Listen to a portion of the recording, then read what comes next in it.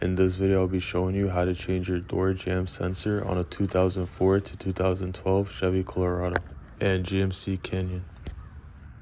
Using a T15 torque bit, you're going to remove the single screw that's holding it in.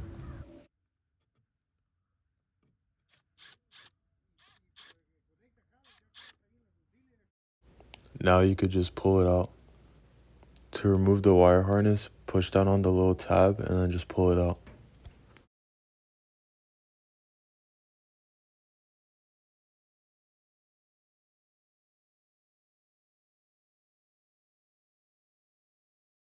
Align the new sensor and then just push it in.